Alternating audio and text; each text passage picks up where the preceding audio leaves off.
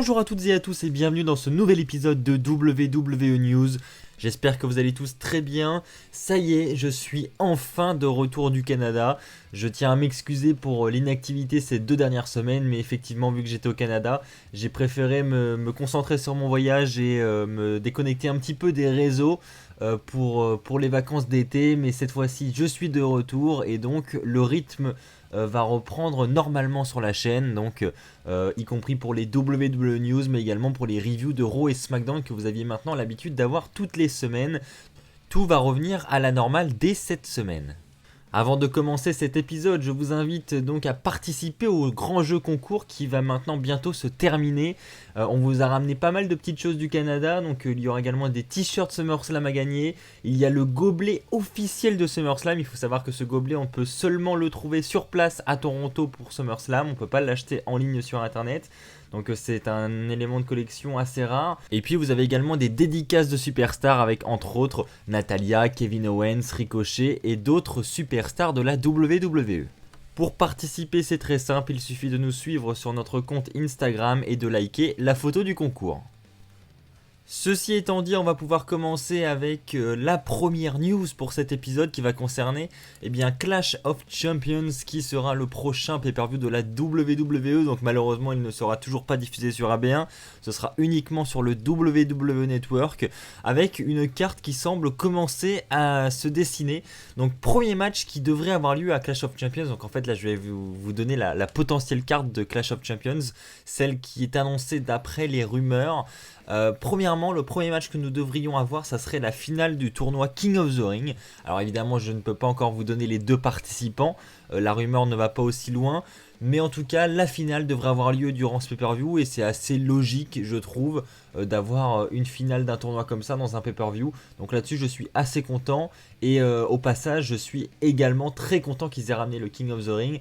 Il faut savoir que quand ils ont diffusé ça, on était dans l'arène à Toronto et dès qu'ils l'ont diffusé avec Aurélien, on a tout simplement sauté de joie. On était super content que ce tournoi soit de retour. Donc hâte de voir ce qu'ils vont en faire et j'espère qu'ils ne vont pas le gâcher et qu'ils vont conserver la grande valeur et la grande histoire qu'a ce tournoi. Donc voilà, mais c'est cool que la finale ait lieu à Clash of Champions. Ensuite, nous devrions avoir un match pour le titre féminin de SmackDown entre Charlotte Flair et Bayley. Donc ça, c'est plutôt logique au vu de ce qu'on a pu voir dans les épisodes de SmackDown et c'est même officiel, il me semble. Donc Bayley-Charlotte. Ensuite, du côté du titre intercontinental, je vous rappelle, puisque vous l'avez peut-être oublié, Shinsuke Nakamura est notre champion intercontinental. Oui, on ne le voit jamais. Oui, il n'est jamais à SmackDown ni à Raw. Enfin bref, il est notre champion.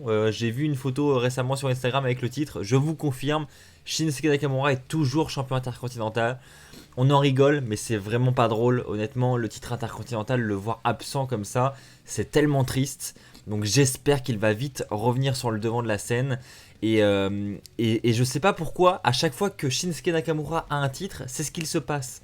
Le titre disparaît avec Shinsuke Nakamura. Alors je ne sais pas si le problème vient de Shinsuke ou je ne sais pas d'où vient le problème tout court. Mais les officiels, s'il vous plaît, mettez Shinsuke Nakamura à l'antenne. Mettez ce titre à l'antenne, mais faites quelque chose quoi. C'est pas possible. Quoi qu'il en soit, à Clash of Champions, nous devrions avoir Shinsuke Nakamura contre The Miz pour ce titre intercontinental. Et personnellement, j'espère que le Miz va gagner. Nous devrions également avoir un combat entre les Revival et le New Day pour les titres par équipe de SmackDown. Donc voilà, ça se confirme de plus en plus. On devrait également avoir, vous vous en doutez, au vu de ce qui s'est passé ces dernières semaines, un Rollins contre Braun Strowman pour le titre universel. Il y a également un Becky Lynch Sasha Banks, donc ça j'ai vraiment hâte de le voir. Parce que la rivalité est très intense et puis avec le retour de Sasha, ça donne vraiment envie de voir la suite. Donc très bon point également. Et nous devrions avoir un rematch entre Randy Orton et Kofi Kingston puisque vous vous en doutez, à SummerSlam ça ne s'est pas terminé de manière très clean. Donc évidemment Randy Orton aura son rematch. Et là aussi, perso, j'espère que Randy Orton remportera le titre. Alors je ne sais pas ce que vous en pensez, mais de mon côté, je trouve qu'on a moyen d'avoir une très bonne carte et un très bon pay-per-view pour Clash of Champions. Clash of Champions qui est d'habitude un pay-per-view un peu basique, honnêtement, j'ai pas de grande mémoire et de grands souvenirs en ce qui concerne ce pay-per-view, donc c'est pas un pay-per-view très historique jusqu'ici, enfin du moins à la WWE depuis qu'ils l'ont ramené en 2016. Quoi qu'il en soit, là la carte peut vraiment envoyer du lourd, donc j'espère qu'ils vont réussir à nous sortir un pay-per-view de fou.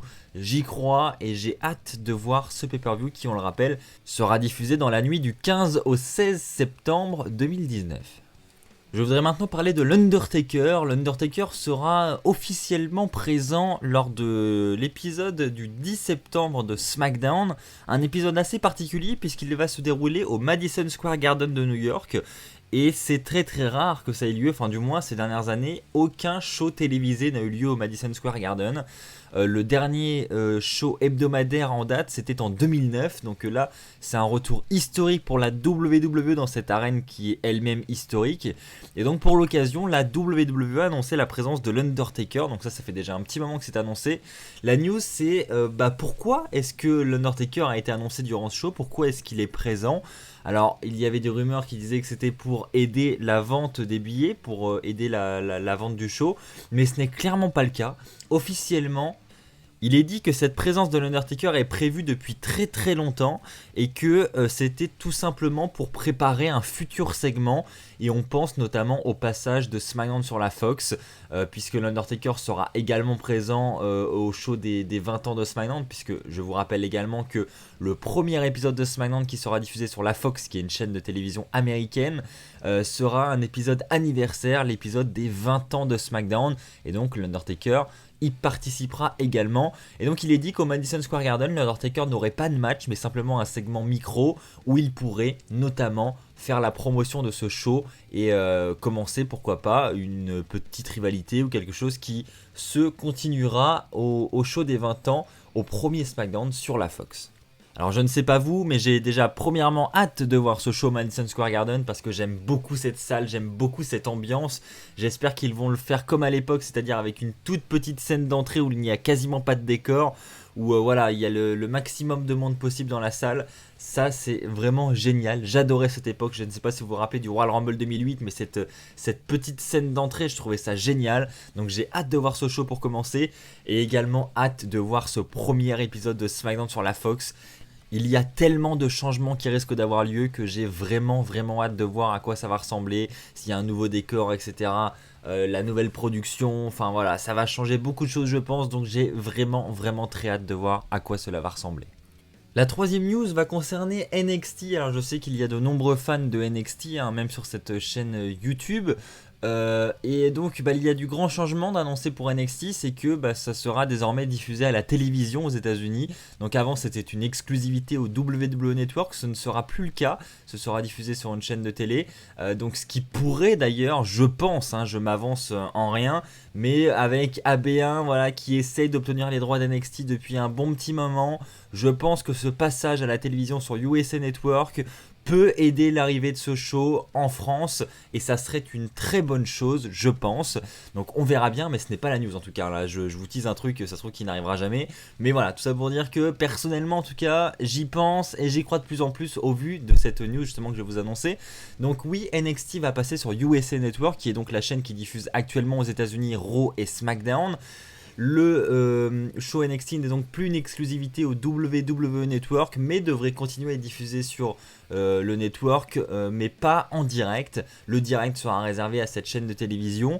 Les gros changements, c'est que les droits seront vendus à la chaîne de télévision, et donc selon les rumeurs, la WWE devrait toucher environ 30 millions de dollars par an, et donc c'est un contrat de 2 ans pour l'instant, donc 60 millions de dollars en tout pour les droits de télévision, et donc NXT devrait enfin devenir une émission de télé profitable, ce qui n'était pas toujours le cas jusqu'ici. Il est dit que malgré ce passage à la télévision, Triple H devrait toujours rester le dirigeant de ce show. Vince McMahon ne devrait quasiment pas impacter la production des shows. Il est dit que les commentateurs resteront les mêmes, il n'y aura pas de changement de ce côté-là non plus. Une différence qui pourrait apparaître suite à ce passage sur USA Network, c'est qu'il pourrait y avoir un pay-per-view en plus, un NXT Takeover en plus. On passerait donc à 6 takeovers dans l'année au lieu de 5.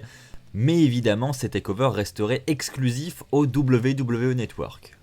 Voilà pour NXT, je trouve que c'est une excellente chose puisque le show passera désormais au format de 2 heures. Il y aura donc beaucoup plus de temps pour produire les storylines. Ce sera en direct, donc il n'y aura plus le problème des spoilers pour NXT puisque c'était avant enregistré à l'avance et donc on savait les cartes de pay-per-view, etc. à l'avance. Dès qu'il y avait des changements de titre, on le savait à l'avance. Enfin bref, là ce sera en direct, on n'aura plus ce problème et ça c'est une très très bonne chose.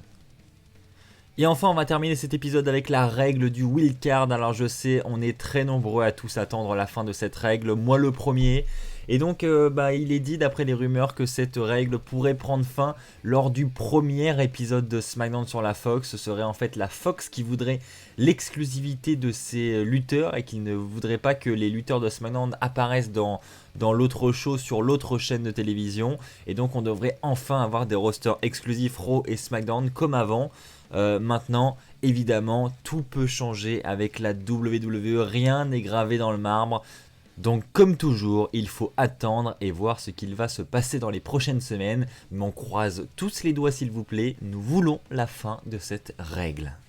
Voilà, c'est ainsi que s'achève cet épisode de WWE News, j'espère qu'il vous aura plu. Si c'est le cas, comme d'habitude, n'hésitez pas à lâcher un pouce bleu, n'hésitez pas à vous abonner pour ne pas rater les prochaines vidéos qui sortiront sur la chaîne. On se retrouve très très vite, d'ici là, portez-vous bien, et comme d'habitude, n'oubliez pas, soyez toujours très très fiers d'être fan de catch. Allez, bye tout le monde.